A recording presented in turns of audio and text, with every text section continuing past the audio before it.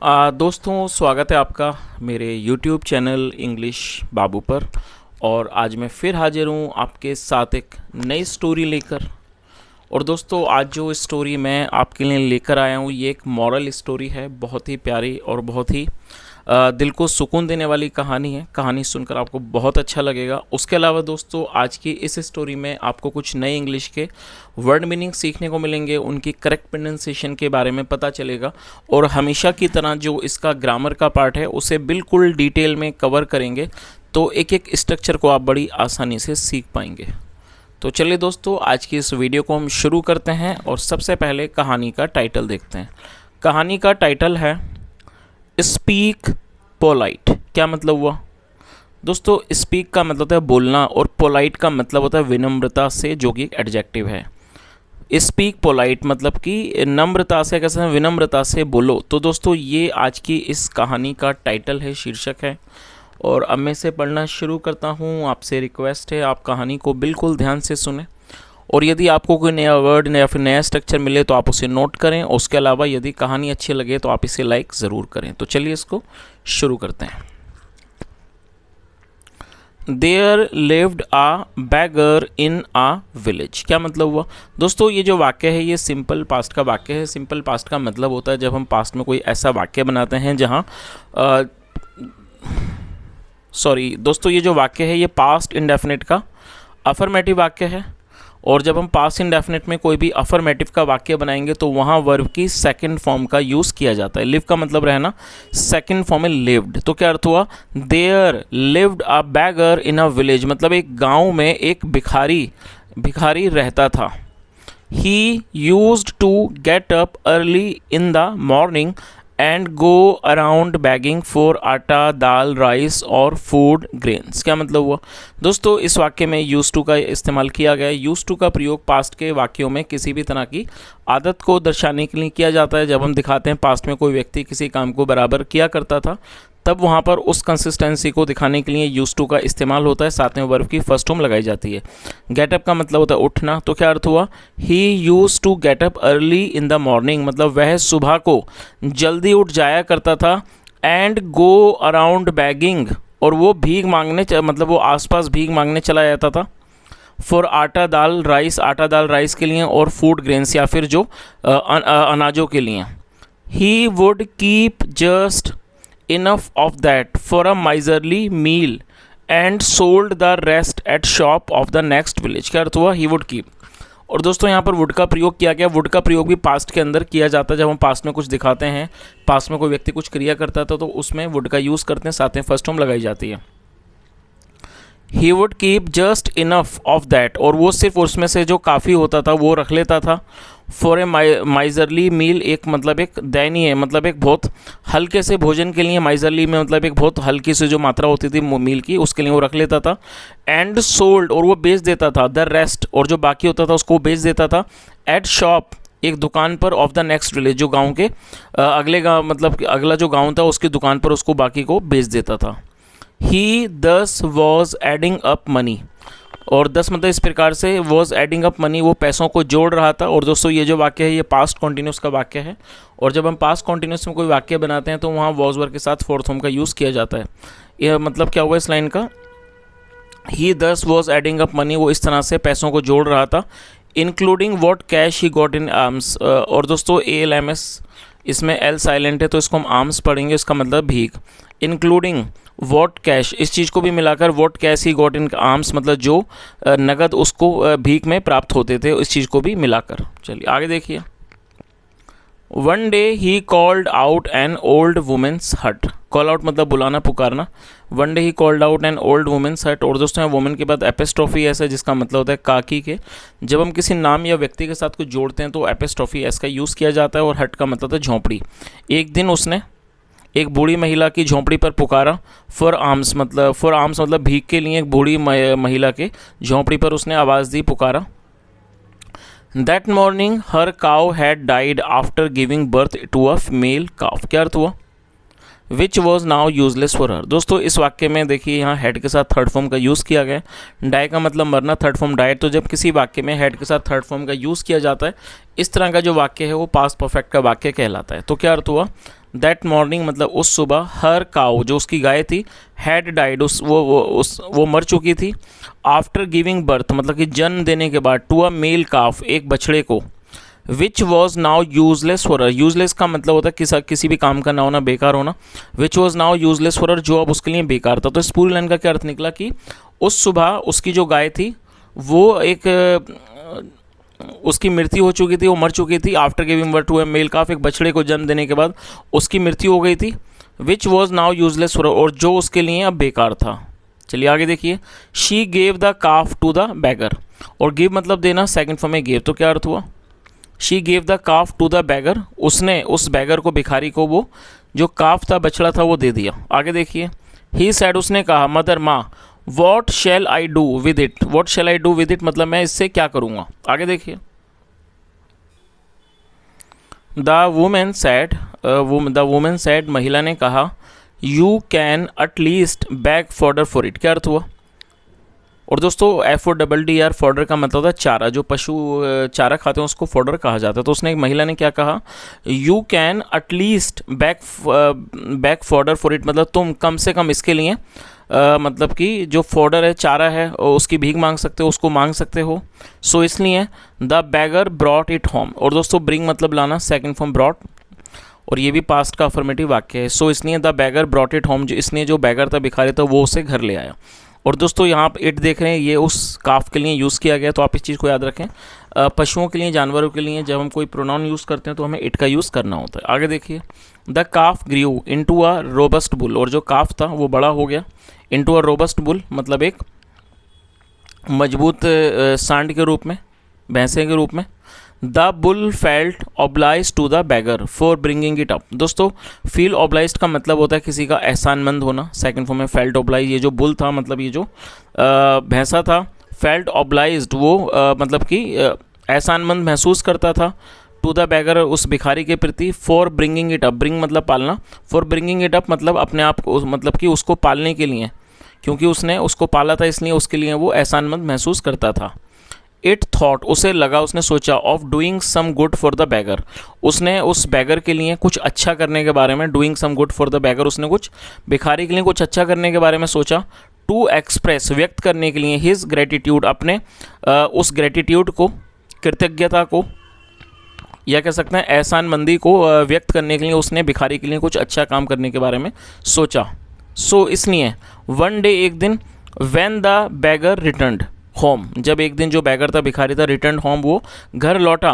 The bull sad, ये जो bull था, जो भैंसा था, सैड उसने कहा, टू हिम उसको कहा, मास्टर मतलब मालिक, टेक। तो उसने क्या कहा, जब वो एक दिन जो भिखारी था वापस लौटा, द बुल सैड, बुल ने कहा, मास्टर मतलब मालिक, take me to the fair, fair का मतलब था मेला, take me to the fair मतलब मुझे मेले ले चलो। बीइंग हेल्ड मतलब कि जो आयोजित किया जा रहा है, जो लगाया जा रहा है, डे आफ्टर जो एक दिन के बाद जो मेला लगाया जा रहा है, मुझे वहाँ ले चलो। Cell me at high price. और दोस्तों SELL सेल का मतलब होता है बेचना। तो उसने क्या कहा, cell me at high price मतलब मुझे ऊंची कीमत में, ऊंचे दाम में बेच देना। क्लेम मतलब दावा करना। दोस्तों क्लेम मतलब दावा करना, क्लेम दावा करना, that your bull can pull 100 loaded carts in one गो।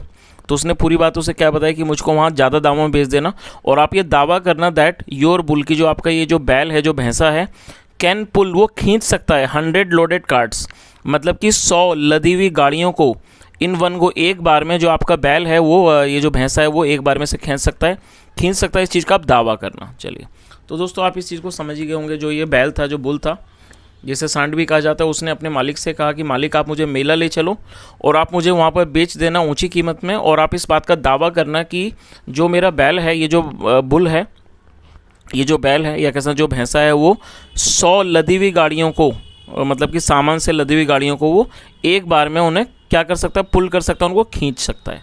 चलिए आगे देखिए,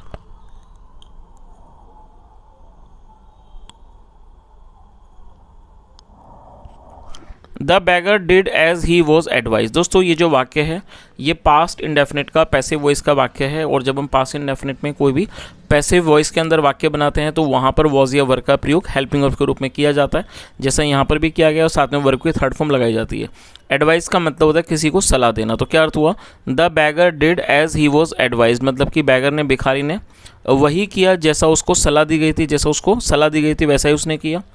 ही क्लेम्ड, क्लेम मतलब दावा करना, सेकंड फॉर्म क्लेम्ड, और ये पास्ट का ही अफर्मेटिव वाक्य है। ही क्लेम्ड, उसने दावा किया, दैट की हिज बुल, जो उसका बुल है मतलब जो उसका भैंसा है, कुड पुल, वो खींच सकता है, 100 लोडेड कार्ट, 100 लदी हुई गाड़ियों को वो खींच सकता है। A merchant would not believe it, एक जो मर्चेंट मतलब जो व्यापारी था, वुड नॉट बिलीव इट, वो इस बात पर बिलीव नहीं करता, इस बात पर भरोसा नहीं करता। ही केम, वे आया, एंड सैड, और कहा, लेट्स बैट, और BET बैट आप इसे नोट कर लीजिए, बैट का मतलब होता है शर्त लगाना। तो उसने क्या कहा, ही केम एंड सेड मतलब वे आया और उसने कहा, लेट्स बैट, चलो और शर्त लगाते हैं। If your bull does not pull 100 carts you pay me 2000 rupees, if it does I will pay you 2000। क्या मतलब उसने क्या कहा कि लेट्स बैट, चलो आओ शर्त लगाते हैं। If your bull does not pull, यदि आपका जो बुल है, ये जो बैल है, डज नॉट पुल, वो नहीं खींचता है 100 कार्ट, 100 गाड़ियों को, यू पे मी 2000 रुपीज़, आप मुझे 2000 रुपये दे देना। इफ़ इट डज, यदि ये ऐसा करता है, आई विल पे यू 2000, मैं आपको 2000 दे दूंगा। चलिए आगे देखिए।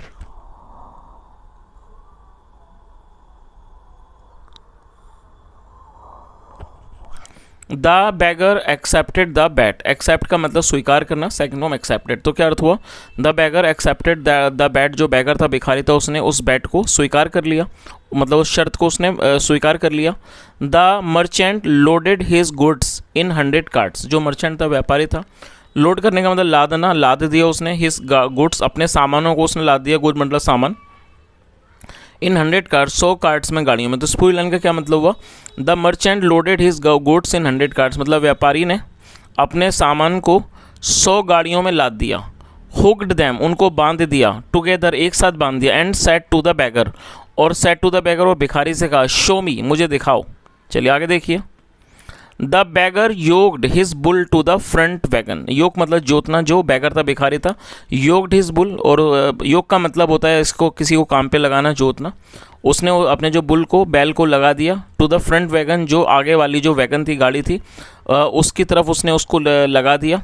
एंड विप्ड द बुल, और विप का मतलब उसको मारना, चाबुक मारा, द बुल, उस बैल को चाबुक मारा, सेइंग, कहते हुए, मूव यू स्टूपिड बीस्ट, मतलब कि तुम मूर्ख जानवर, आगे बढ़ो। चलिए आगे देखिए। द बुल स्टूड स्टिल, और दोस्तों स्टैंड स्टिल का मतलब होता है एक ही जगह पर खड़े रहना, स्थिर खड़े रहना, और ये सेकंड फॉर्म है स्टूड स्टिल। क्या अर्थ हुआ, द बुल स्टूड स्टिल, जो बैल था वो एकदम स्थिर खड़ा हो गया। The bagger webbed cursing the bull, और कर्स का मतलब कोसना, बद्दुआ देना। ये जो बैगर था, भिखारी था, उसने बुल को कोसते हुए उसने उसको चाबुक मारा। The bagger lost the bat and said and paid, जो बैगर था, भिखारी था, लॉस्ट द बैट, और दोस्तों लूज का मतलब खोना या फिर गंवाना, और सेकंड फॉर्म होती है लॉस। तो क्या अर्थ हुआ, the bagger lost the bat, जो बैगर था, भिखारी था, वो शर्त हार गया, एंड पेड, और उसने पैसे दे दिए। आगे देखिए। द बुल रिमार्क्ड, जो बुल था, बैल था, रिमार्क्ड, उसने टिप्पणी की, you lost the bat your self, your self मतलब अपने आप, you lost the bat your self मतलब आपने अपने आप शर्त को मतलब आप अपने आप शर्त हार गए। द बैगर स्क्रीम्ड, स्क्रीम मतलब चीखना, चिल्लाना, जो बैगर था, भिखारी था, वो चिल्लाया, लायर, झूठे, यू चीटेड मी, तुमने मुझे धोखा दिया। चीट मतलब धोखा देना, सेकंड फॉर्म चीटे। तो उसने क्या कहा कि झूठे, यू चीटेड, आपने मुझे चीट किया, आपने मुझे धोखा दिया। आई चीटेड नो वन नेवर, तो उसने क्या कहा, आई चीटेड नो वन एवर मतलब मैंने कभी किसी को धोखा नहीं दिया, मैंने कभी किसी के साथ धोखेबाजी नहीं की। Have I ever given you trouble, और दोस्तों ये जो वाक्य है ये प्रेजेंट परफेक्ट का इंट्रोगेटिव सेंटेंस है, और प्रेजेंट परफेक्ट का मतलब होता है वर्तमान में किसी क्रिया का पूरा होना, पाया जाना, जहाँ हैज़ हैव का इस्तेमाल किया जाता है हेल्पिंग ऑफ के रूप में, साथ में थर्ड फॉर्म लगाई जाती है। और जब हम ऐसा कोई इंट्रोगेटिव वाक्य बनाएंगे प्रेजेंट परफेक्ट में, तो हैज़ हैव को आगे मेंशन किया जाता है, फिर सब्जेक्ट, फिर वर्ब की थर्ड फॉर्म, और एवर का मतलब कभी। और दोस्तों ट्रबल का मतलब होता है कोई परेशानी, संकट वगैरह से ट्रबल कहते हैं। तो क्या अर्थ हुआ, उसने क्या कहा, have I ever given you trouble मतलब क्या मैंने आपको कभी कोई परेशानी, समस्या दी है। देन फिर why you made no effort to pull the cart. फिर उसने पूछा कि why you made no effort to pull the cart, आपने गाड़ी को खींचने की आपने गाड़ी को खींचने का कोई भी प्रयास क्यों नहीं किया। एफर्ट का मतलब प्रयास। आगे देखिए, why did you abuse me for nothing, तो उसने क्या जवाब दिया, why did you abuse me for nothing. और दोस्तों ये जो वाक्य है ये पास्ट इंडेफिनिट का इंट्रोगेटिव सेंटेंस है और यहाँ इसमें इंट्रोगेटिव वर्ड का भी इस्तेमाल किया गया और यहाँ डिड का प्रयोग हेल्पिंग वर्ब के रूप में किया गया। तो क्या अर्थ हुआ, और अब्यूज़ का मतलब गाली देना और ये वर्ब की फर्स्ट फॉर्म है। तो आप इस चीज़ को याद रखें, जब आप पास्ट इंडेफिनिट में कोई इंट्रोगेटिव का वाक्य बनाएंगे तो वहाँ पर आपको डिड का प्रयोग हेल्पिंग वर्ब के रूप में करना है, साथ में आपको वहाँ फर्स्ट फॉर्म लगानी होती है। अब्यूज़ का मतलब गाली देना। तो क्या अर्थ हुआ, why did you abuse me for nothing, मतलब आपने बिना कारण के मुझे गाली क्यों दी। चलिए आगे देखिए, the beggar realised his mistake. Realise का मतलब एहसास होना, सेकंड फॉर्म रियलाइज। जो बैगर था, भिखारी था, रियलाइज्ड हिज मिस्टेक, उसे अपनी गलती का एहसास हुआ। द बुल एडवाइज, जो बुल था, जो बैल था, एडवाइज उसने सलाह दी। नाउ अब challenge the same merchant for a 5000 bat, तो उसने क्या कहा कि now challenge the same merchant, और चैलेंज का मतलब चुनौती देना। तो उसने क्या कहा, बैल ने उसको क्या सलाह दी कि now challenge the same merchant for a 5000 bet, मतलब अब उसी व्यापारी को चुनौती दो, फॉर ए 5000 बैट, 5000 की शर्त की उसको चुनौती दो। चलिए आगे देखिए, the beggar went to the merchant, जो बैगर था, भिखारी था, वेंट टू द मर्चेंट, और ये भी पास्ट का अफर्मेटिव वाक्य है।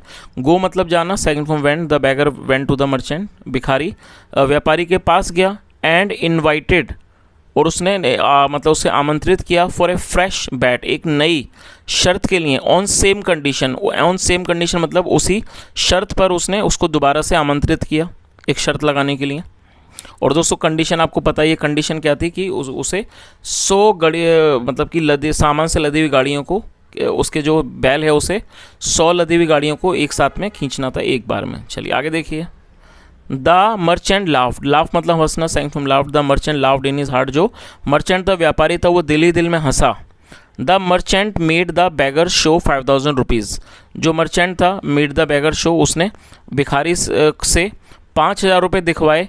ही वुड बी पेइंग, जो वो पे कर रहा होगा। तो दोस्तों आप ये बात समझ ही गए होंगे कि जो व्यापारी था वो इस बात को भी सुनिश्चित करना चाहता था कि ये जो व्यक्ति है इसके पास 5000 रुपये की जो शर्त लगा रहा है उसके पास 5000 रुपये हों, और यही कारण था यहाँ पर इस वाक्य को कहा गया है, the merchant made the beggar show, मतलब उसने उस भिखारी से 5000 रुपये दिखवाए। ही वुड बी पेइंग, जो वो अदा करेगा। चलिए आगे देखिए,